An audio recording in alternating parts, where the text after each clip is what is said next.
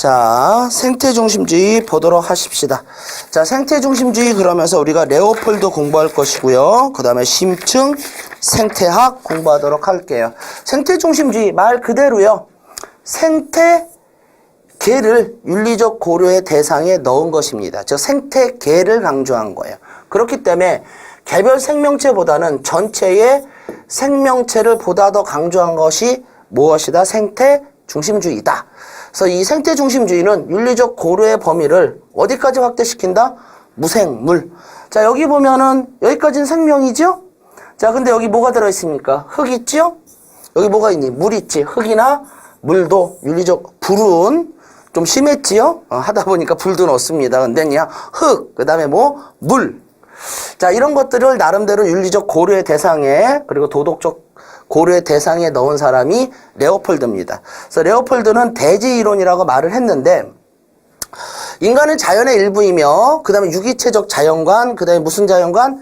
전일주의적 자연관. 그래서 개체주의가 아닙니다. 그래서 독자적이라는 개별 생명체의 독자적 그런 소리 들어가면은 레오폴드 생태중심주의 X. 제시문 읽어볼까요? 어떤 것이 생명 공동체의 네모 땅 쳐주시고요. 이때 말하는 생명 공동체는 어디까지 확대된 것이다? 무생물까지 확대된 것이다. 의 온정성, 안정성, 아름다운 보존에 이바지한다면, 자, 그러니까 공동체를 강조한 거지. 그것은 옳고 그러지 않으면 그르다. 공동체 강조. 자, 그러면서 좀 심화로 들어가는데 이것 좀 봅시다. 우리가 레오폴드의 어떤 모습은 약간 역설적인 모습이 있어요.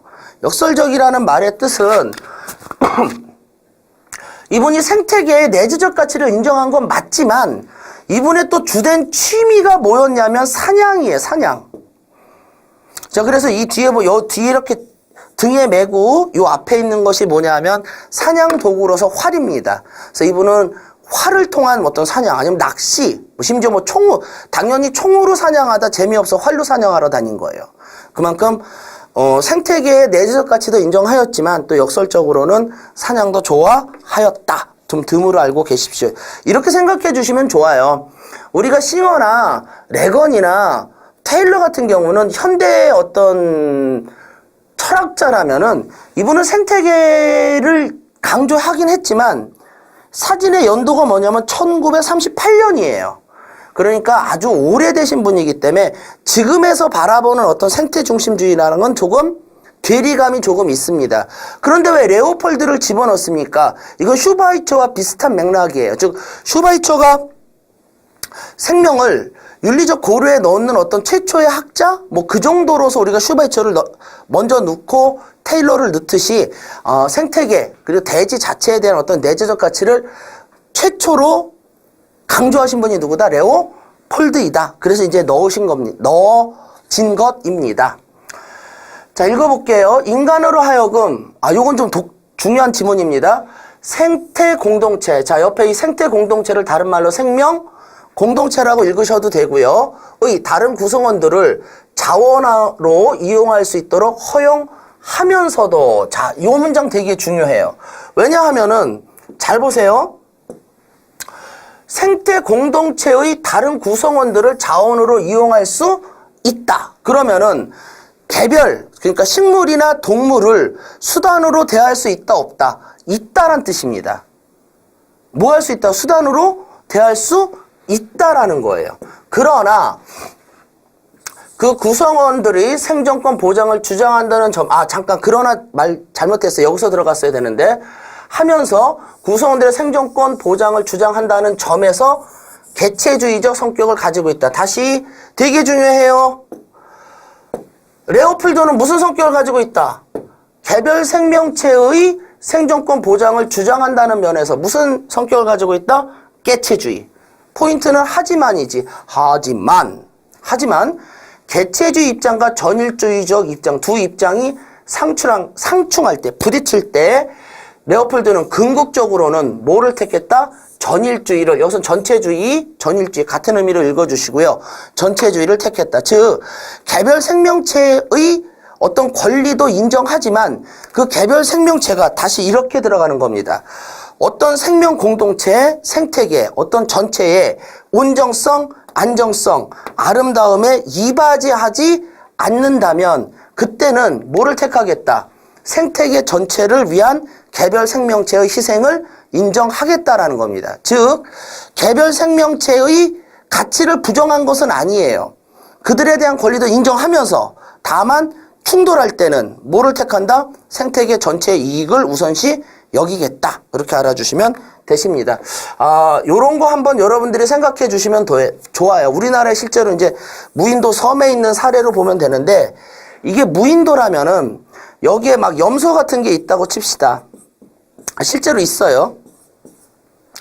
근데 이걸 가만히 놔두면은 염소들이 이 무인도에 어떤 나무나 그런 것들을 다 잡아먹는 게 아니라 이제 훼손시켜서 생태계의 파괴가 일어나겠지. 그럴 때 이 섬의 생태계를 위해서 개별 염소의 희생을 인정할 수 있다 없다? 인정할 수 있다. 그렇게 바라보면 누구가 들어가는 거다? 레오폴드. 자, 레오폴드는 생명 공동체의 개별 구성원들을 존중했습니다. 즉, 요거죠. 개체주의적 입장도 있지만 그러한 존중을 공동체 전체의 온정성, 안정성, 아름다운 보존에 종속시키려고 하였다. 즉, 생태계와 개별 생명이 만약에 뭐 한다면은 충돌한다면은 레오폴드는 누구를 택한다? 생태계를 택한다. 자, 개별 생명체의 존속이라는 가치가 생명 공동체 전체의 온정성, 안정성, 아름다움의 보존과 이렇게 부딪힌다면 레오폴드는 뭐를 택한다? 생태계를 택한다. 그렇게 가주시면 됩니다. 자, 중요 선택지 한번 읽어보도록 하겠습니다. 자, 요런 표현 중요하죠. 도덕 확대입니다. 여기서 도덕 확대라고 말했으니까 이 표현은 도덕적 고려의 대상이 확대됐다 그 뜻입니다. 대지윤리는 공동체의 범위를 식물, 동물, 토양, 물을 포함하는 대지, 여기서 생태계죠. 생태계로 확장하고 확장되는 것은 이런 표현 좀 알아주십시오. 진화론적으로 가능한 일이다. 즉 동물에서 식물로, 식물에서 여기까지 확장되어져 가는 것은 진화론적으로 타당한 표현이며 생태학적으로도 어떻다? 필연적이다. 자, 알아주시고요. 인간은 다른 생명체와 마찬가지로 구성원일 뿐이다. 요것은 누구와의 공통점? 테일러. 그 다음에 누구? 레오폴드와의 무슨 점? 공통점으로 가주세요. 자, 인간과 자연을 모두 포괄하는 유기체 안에서, 자, 여기서 모두 포괄이라고 말했죠? 이걸 다른 생태 공동체, 하나의 그물망으로 봐도 되고요. 안에서 개체인 인간에게, 이게 주어입니다. 인간에게 전체 공동체의 건강한 유지를 위한 도덕적 책임과 의무가 부과된다. 자, 여기서 이제 이게 왜 레오폴드인지를 생각해보면은, 왠지를 찾아본다면 자연이라는 단어가 들어갔죠. 자연을 포괄하는 유기체죠. 이해하셨습니까? 자연을 뭐하는? 포괄하는 유기체에 대해서 인간에게 그들의 건강의 유지를 위한 도덕적 책임과 뭐가 존재한다? 의무가 존재한다. 이 정도에서 느낌 파악. 누구로 들어간다? 레오폴드. 한 개. 레고는 개별 생명체의 이익 관심보단 그래도 인정하긴 했습니다. 개별 생명체의 어떤 생존권 보장 이런 것도 어느 정도 인정은 했지만 생태계 전체 이익을 우선한다라는 점에서 뭐라고 비판받을 수 있다? 생태 파시즘. 다른 말로 무슨 파시즘? 환경 파시즘이라 비판받을 수 있다. 비판하였다. 레건이. 어쨌든 이런 한계. 인간은 본질적인 측면에서 다른 생명포보다 우월하지 않다. 이 표현은 자, 둘의 공통점이죠. 누구? 생명이니까 테일러. 그 다음에 누구? 생태 중심주의 레오폴드의 공통점. 인간은 다른 생명체와 함께 생명 공동체를 구성하는 일원이다. 이거 아까 테일러에서 공부했었죠? 그렇지만 누구와의 공통점이다? 생태 중심주의 레오와의도 공통점. 자, 레오폴드 OX 한번 풀어보도록 하겠습니다. 이제까지 모든 윤리는 하나의 전제에 의해서 요 표현 진화되어 왔다. 5. 자연의 모든 생명은 도덕적 행위의 주체. 자, 우리 기본적으로 알아주세요. 도덕적 행위의 주체는 일단 누구로 들어간다? 인간. 자, 그래서 모든 생명은 도덕적 행위의 주체이다. 이렇게 들어가면 안 되겠지. 인간과 자연은 상호 독립 아니죠. 상호 의존이죠. 생명 간에는 명백한 위계 이런 거 틀렸죠. 여기 보면 되겠죠? 그쵸. 다른 생명체보다 우월하지는 않다. 우월하지는 않다. 무슨 측면에서는? 본질적인 측면에서는. 그러므로 이것은 X. 인간은 동물에 대해서 간접적 의무만을 지니고 있는가? 자, 이렇게 들어가면 이거는 칸트로 넣는 게 타당하겠죠? 그래서 X. 자, 생태계 위기 극복을 위해서 무생물도 도덕적으로 고려해야 하는가? 들어갔죠. 여기서 무생물에다가 우리 물. 근데 또 모두 생각해보자. 흙. 이런 것들 도덕적으로 고려하자. 5. 자, 심층 생태학. 크게 레오와 심층 생태학을 아직 구분하는 문제는 만들어진 적이 없습니다. 그런데 이제 특징적인 것만 두 문장만 내가 볼 때는 알고 있으면 지금 수준에서는 딱 맞을 거예요. 인간은 모든 자연적 존재에 대한 상호 평등한 관계, 그 다음에 뭔 자?